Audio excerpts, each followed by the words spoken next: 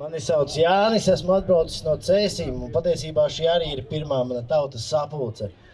Tas, ko es gribu teikt, patiesībā es biju iedomājies daudz lielāku pūli šeit apkārt, un mazliet sāp sirsniņā, ka tik maz patiesībā cilvēki mūsu valstī cenšas kaut ko mainīt.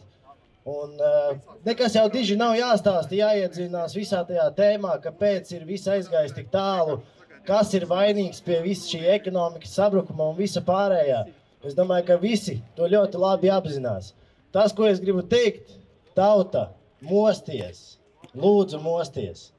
Gribēju jums nolasīt arī vienu, tā teikt, dzejolīti, ko vakar uzrakstīju. Patiesībā esmu ļoti uztraucies, tāpēc es lasīšu. Tātad māte zeme un tēvs debesis, celies ar mums, jo saule vairs nelec. Palūko, tur zvaigznes vairs neredz. Bieza migla un apmākusies ir debesis. Mosties tauta, celies, kamēr neredz. Ienaidnieki savā miglā ierausies ir tepat uz zemes. Uz priekšu tauta, rītā saule vairs nelec. Ienaidnieks ir tepat blakus, vai tad tu neredzi?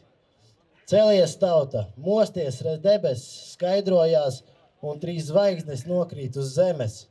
Te nav Krievija, te nav Amerika, ne Vācija. Te ir mūsu latviešu nācija.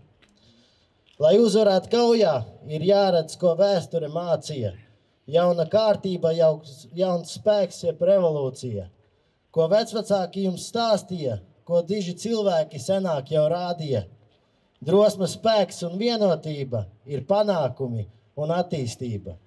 Atceries tauta un nebīsties, tu šeit esi galvenā.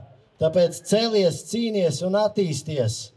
Mūsu drosmīgo vēsturi jēl atminies, kaut arī esi jau padevies, kaut vai pusē sarosies un piecelies, kaut vai apsēdies un ieskaties, bet galvenais lūdzu pamosties. Uz priekšu Latvija!